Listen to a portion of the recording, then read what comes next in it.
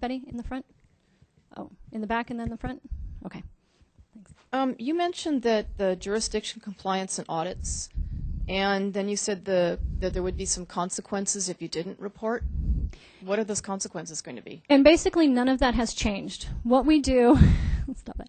What we do is we take people, the jurisdiction compliance audit section is what we did a while back when our board reorganized. Is we did this for jurisdictions and state agencies. We took the compliance section away from the assistance section. So now they're two independent work units. And what happens once we find that a state agency is not implementing their programs, is not in compliance, has not changed. What they do is they take an agenda item before the board, and then the board determines what action needs to be taken from there on out. Okay. Yeah, right here in the front. But that's the same system we've been operating under already. That hasn't changed. Now, I just want to get this right in my mind. Sure. The number is the amount generated that you're going to divide in half. Correct. So if I've for been... For setting the target. Right. Yeah. So if I have been at 87%, my actual number, my target number, is going to be higher than I actually send to the landfill now. Yes. So I'm in good shape. Yep. And that's why, even though we're factoring it on, assuming everybody's at 50%, it still takes into consideration that you've been implementing great programs and doing a good job. That still shows up. Yeah. So not necessarily in your target in and of itself, but it's when we compare it to your actual that comes out. And that's, again, why we can't compare target to target amongst agencies. They're not comparable at all. So, and if you ask us to, we'll go, sorry. Yeah. Hi, I'm from the Department of Veterans Affairs, Yountville Veterans Home, and I understand that the SB 1016 is mostly for reporting purposes, but I'm wondering if there is going to be any assistance or help for the actual companies that do the diversion for us, because I'm finding for myself that we're being asked to, keep building our numbers, but yet I'm having a harder time to find places to divert my landfill waste to, for like paper contractors, cardboard, things of that nature, because the plants no longer want it, and it's costing money to get someone up to us. And right. And we recognize that that's an issue not just for state agencies, but for local jurisdictions and businesses, and everybody's struggling with the economy and the markets struggling as well. And that's something we're looking at in a larger basis throughout our board, is to examine, what are the conditions and what can we do to facilitate, making them better.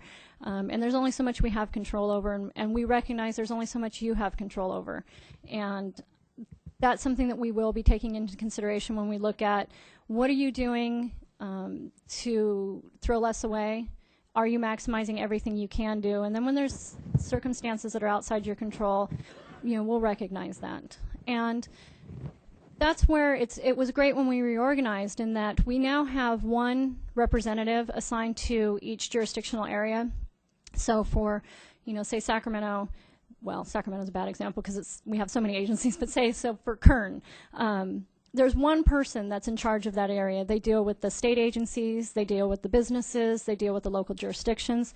So we have one person that kind of has their finger on the pulse of what's going on, what is truly kind of divertible in that area, what are the markets, what are the factors affecting those sorts of things. And they're better able to assist you in finding some of those solutions to some of those challenges. And with us not spending so much time on reporting, it's enabling us to spend more time out in the field providing exactly that kind of assistance. Are we still okay on emails? Have you been refreshing? Okay. Anything else from any other questions?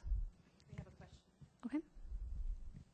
My name's Paulette Gonzalez, and I'm with the Unemployment Insurance Appeals Board.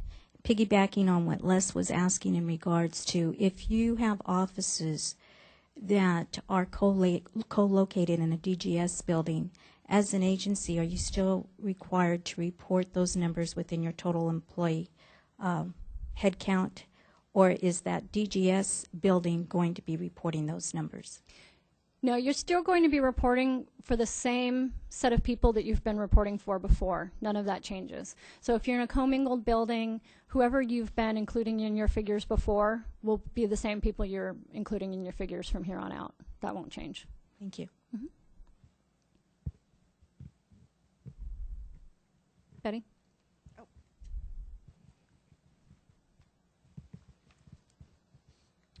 So if an agency wants to keep numbers of recycling and composting or whatever for educational purposes to show how much energy or water or materials or trees, whatever they saved, they need to keep that information themselves, right? Right. It'll no longer be something that we track through our SWORD report. Okay. Anybody else? Oh. Hold on one second. You need a mic so that the people webcasting can hear you. As far as if you have a large campus with trimmings and taking trees down and such, is that all considered part of diversion if you grind that stuff up and everything and it doesn't go in a landfill? Yes. Okay. Yeah.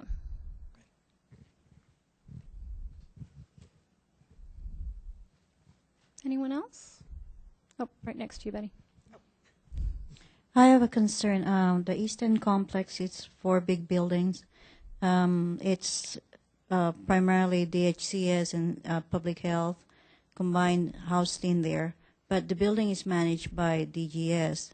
Now, in the past year, what I've been doing is they're the ones collecting the reports for the trash, and they're getting because they're managing the building. Mm-hmm. I was wondering if it's going in their name, are they reporting that as their own? Yeah. I can answer that one. Once again, I'm with Parks. I'm at headquarters at the Resources Building, and we're up, one again, a multi-agency building. And what we do is we find out what our percentage of occupancy are in the building. For Parks, it's 19%. So I go to the building manager.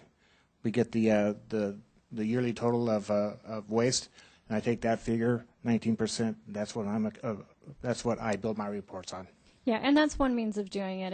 If you can't really, truly determine what bin is yours and how much it weighs and how much. There's actually no DGS people there. They're just their maintenance people that are working in there. It's Right. primarily our staff, the HCS and public health. So they're tracking the So numbers what- and giving them to you, or They don't give it to me if I don't ask. My concern is when the trash is being picked up, it's under their name. mm-hmm. It's not under our name. It's not showing under our name. So when they're reporting this, do they report it as theirs? I mean, No, it's trash Hopefully. that would be allocated to your agencies.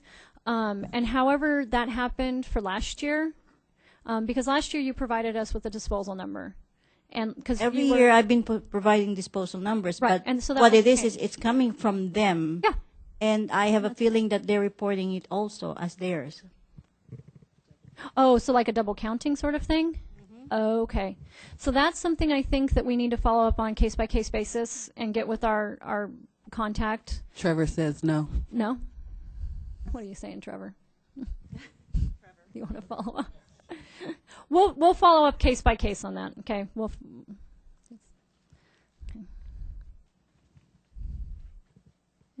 Anyone else? Okay. Oh, there we go. In the middle. You know the DGS, the report we get from the building manager, when they're not recycling or when they're not diverting, what do we do? In their own report, they're not doing enough of the recycling.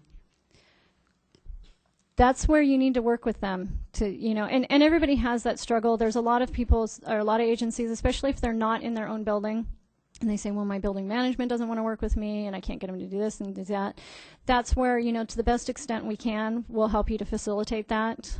So if you're having particular struggles or something they're, specifically resistant to, maybe we can help you find some solutions to that, troubleshoot through some of those things. And that's how you would contact your land representative assigned to your agency. So we could try to work with you in that regard to see, what we can do to help facilitate some of that.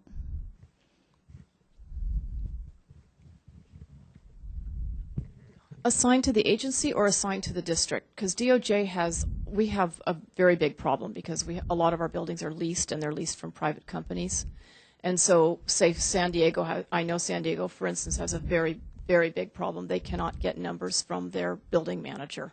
And each of your districts reports under just the one parent report? Yes. Okay. Well, I mean, it rolls all up. They all report separately to me, and then it rolls up. But I still need those separate numbers from all of those different sites. Right. So we just get one report from DOJ? Yeah. Okay. So, that's where you could let us know, and then we can facilitate getting you in contact with the people in those particular regions. If it's, San Diego's doing great, but, Fullerton's not or something, then we can hook you up with the people in that actual area. Yeah. Our staff left hand will talk to the right hand, and we'll get you. But we also want to do, and the reason we want to do it that way is we want to make sure that it's going up through your agency so that you're aware, because you're submitting the reports, of where there's issues and where there's not, so that our staff that have those different areas can work together, and then the same on your end. So, others? No? Well, I really appreciate you all coming, and if you find follow-up questions, email them to your LAMD contact, and we'd be happy to address them for you. And questions may come up. Feel free to email them up at our next session if you want to. If you think of it during that session, feel free. And like I said, we're here to help you out. So, we appreciate your coming, and it won't be scary, truly. Thanks.